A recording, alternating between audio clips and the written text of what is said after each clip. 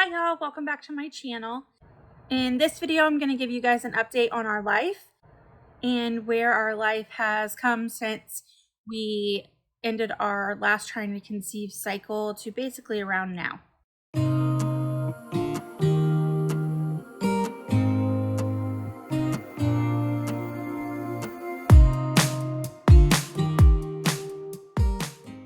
So in the last video, I spoke to you guys about our last trying to conceive cycle and how that ended and how devastated we were. We were very sad. It took us a few months to kind of get back to normal. And then just as we were getting like our mentality back to normal and our life back to normal, Chris lost his job. As some of you guys know, he had a wonderful job with Amazon. They laid off some people and he was one of those people. With his job, we also lost our amazing insurance that they offer their employees. And we were really depending on that to continue our fertility treatments. So this job loss was devastating on many levels. We were lucky financially that Chris was able to go to work for his family's business. They are water well drillers here in Florida where we live. And so he was able to kind of go into that and start learning the business to eventually for him and his brother to take that business over from his parents. So he was really happy with that move. He's so happy now with that job. He loves it so much. He likes going to work every day, which is a big change from kind of just being in the customer service industry. Now he gets to use his customer service experience along with being able to kind of learn more about the family business. And I say learn more because I mean, obviously he grew up around the business, but it was never a priority to like learn the ins and outs of it. So that is what he's doing now and he's loving it.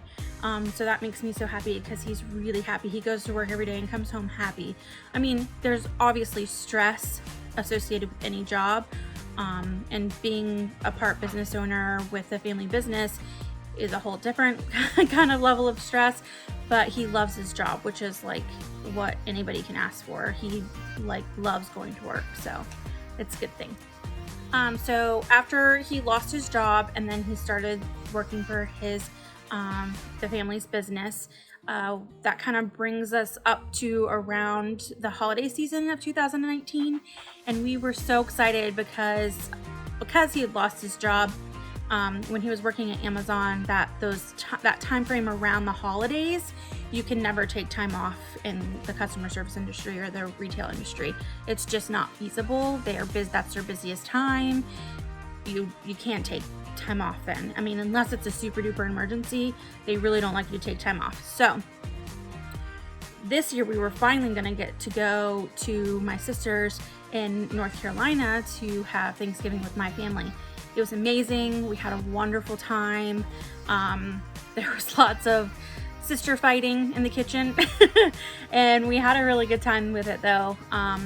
I left super re-energized and I loved every second of it, and Chris even had a really great time, and it was just a lot of fun. And the mountains is beautiful, especially that time of year, and we just had just nice, calm, relaxing vacation and had a wonderful Thanksgiving with my family in North Carolina. Then about a week after we returned, it wasn't quite a week, I get a phone call while I'm at work. Chris calls me, and he doesn't normally call me on my work, like on the actual work phone. He'll usually just text my cell phone, but I got a call from him and was actually on the work phone, and he's like, "Mom's acting kind of strangely." And I'm like, "What do you mean?" And I could hear in his voice that he was worried. So I'm like, "What do you mean she's acting strangely?" He goes, "Well, she's done a couple of strange things in the last couple of days and even today." And I was like, "Okay." He goes, "She asked Dad to pick up Eric from school." And I was like, "Don't you mean she asked about picking up Chris's nephew from school? And he goes, no, she said Eric, and Dad even asked her again what she said. And she said somebody needs to pick Eric up from school. And which wouldn't be strange to a normal person, except for Eric is their 30-year-old son, 30-plus-year-old son. He hasn't been in school for, I don't know, however, like almost 15 years, I don't know. So that was kind of strange. And then she got Chris went by the house. She got Chris mixed up with his dad. She kept calling him Virgil. And Chris is like, Mom, it's Chris. And she goes, I know who you are. And I was like, okay, well,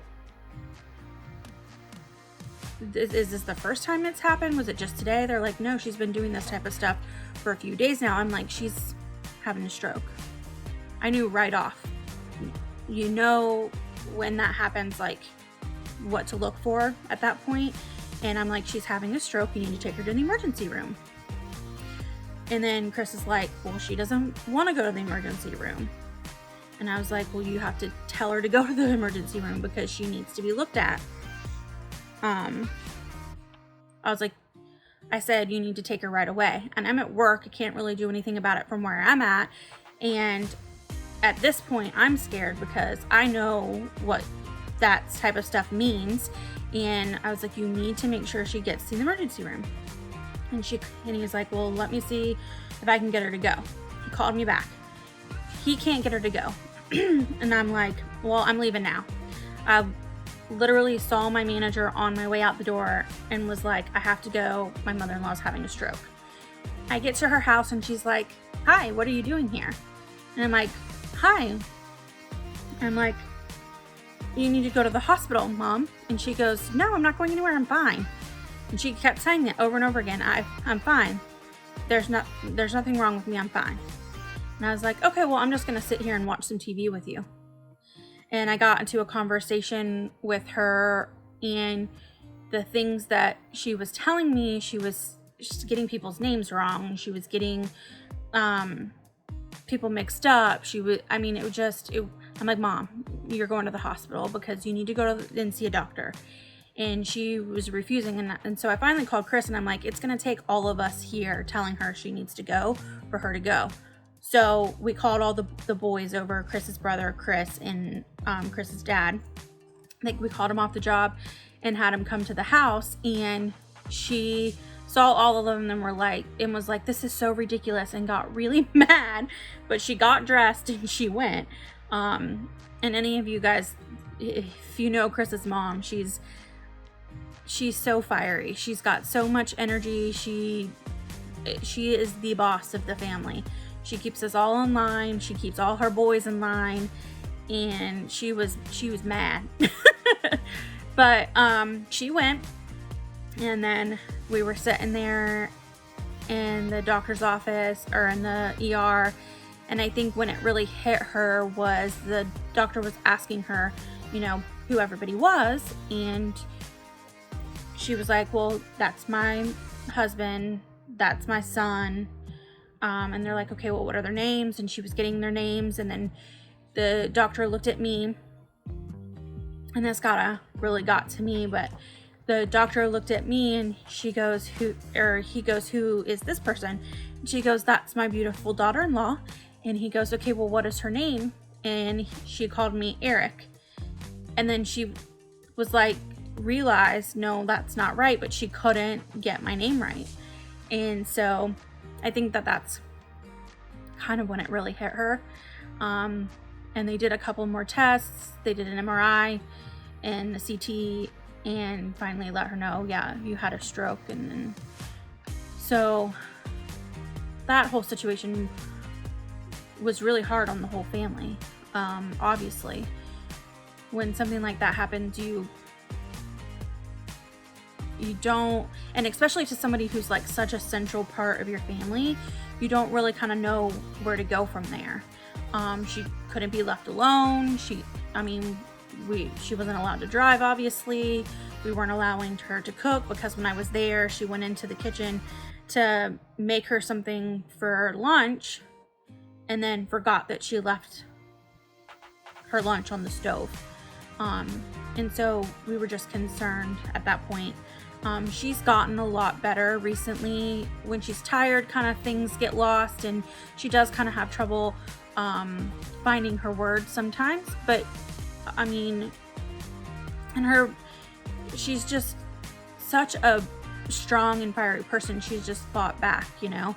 And I think that she will be forever changed because of it, and we will all be forever changed because of it. But she is doing a whole lot better, and we are all just so thankful because it could have been so much worse.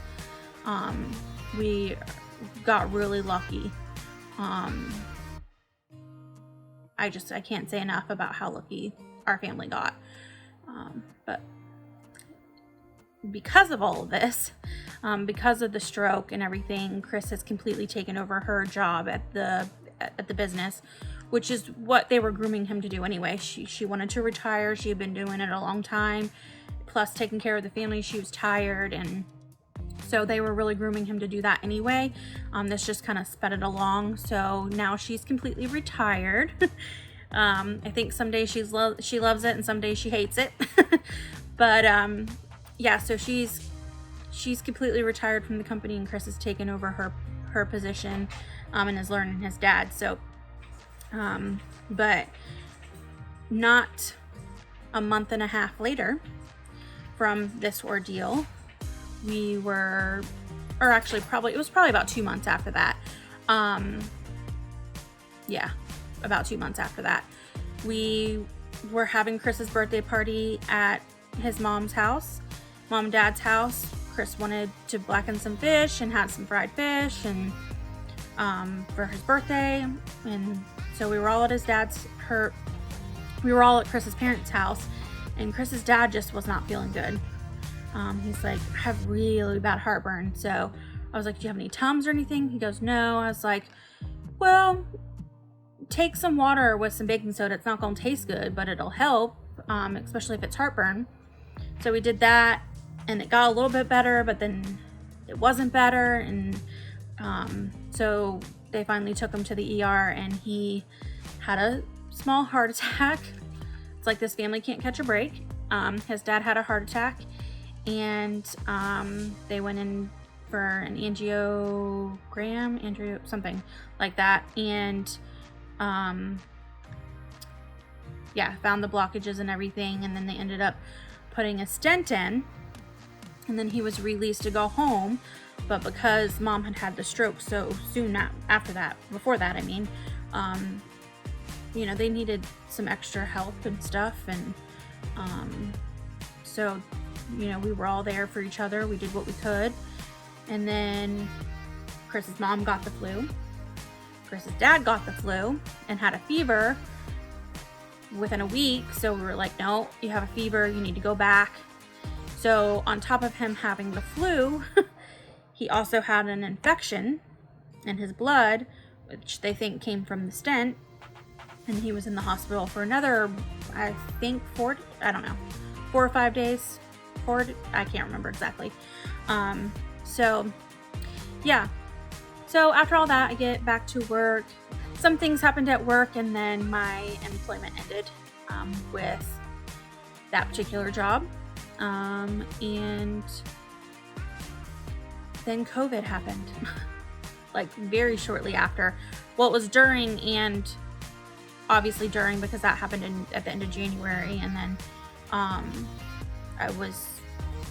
went back to work, had my birthday, then all the COVID stuff happened. We've kind of been in a holding pattern really with life. I think everybody has, because of COVID-19, quarantine, the severe loss of job in our country, the economic ruin basically of our country, and not to mention losing so many people to a disease to a virus. I mean, it's just crazy. The world is just crazy right now. The world is crazy right now. And we haven't even really had time to stop and think about what our future really holds. There are some things that we are doing with trying to conceive, but we're not at a fertility clinic or anything because of Chris losing his job. We don't have insurance. I don't have a job right now. It's not something that's feasible for us at this time, but there are some things that I've researched on my own, watching some other YouTube videos, watching some other YouTube influencers that have gone through the same thing, that have been trying to go a more natural route and that sort of thing. But I'm excited to do some of my upcoming videos because I have some review of some things that I've been trying. I want to let you know what I've been doing because I think a lot of them are kind of really interesting and exciting, and I want to make sure that the knowledge about them gets out there to more people, because if it can help another person, I'm all about it. But as far as this video, that's pretty much our life update. I mean, since all of the COVID stuff has been going on, I had time to like think, you know, finally, about everything that's gone on, and I'm not ready to give up on it yet. Chris isn't ready to give up on it yet. So until that time, we're just gonna keep trying what we think is right. We're gonna keep doing what we think is right as far as that journey is concerned, trying to conceive and our life. So we're just moving along, doing what we think we should be doing, which is, I think, what everybody does. But 2019 and early 2020 was some crazy stuff in our life. Some hardships and some fun times and some depression and all of that mixed together, and it just makes us stronger people. It makes us stronger as a couple, and we're excited to get all of this COVID stuff out of the way of life and kind of just move on and try and build on what we already have going on. So that's what we're gonna do. But I want to thank you guys so much for coming by the channel and checking this video out. If you haven't already checked out the update to our TTC journey, I will leave the link in the description, as well as maybe like a card up here somewhere, so that you can check that out. And if you're not already subscribed, please do so. I have some interesting videos coming up, some fun new ones that I'm excited about.